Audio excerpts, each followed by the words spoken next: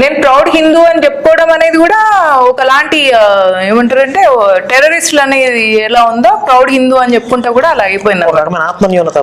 అది వచ్చేసింది. ఎందుకు ఇట్లా అవుతున్నారో నాకు అర్థం కాలేదు. నాకు వచ్చిన కొత్తలో నాకు నిజంగా ఇంత ప్రాబ్లం ఉంది ఇండియాలో, హిందూయిజం కి ఇంత అగెయిన్స్ట్ ఉన్నారు అన్న విషయం అర్థం కాలేదు. నేను రీసెంట్ గా వచ్చిన తర్వాత వాట్సాప్ గ్రూప్స్లలో ఏమైనా అలాంటి మెసేజెస్ కానీ చూసి నేను వాటిని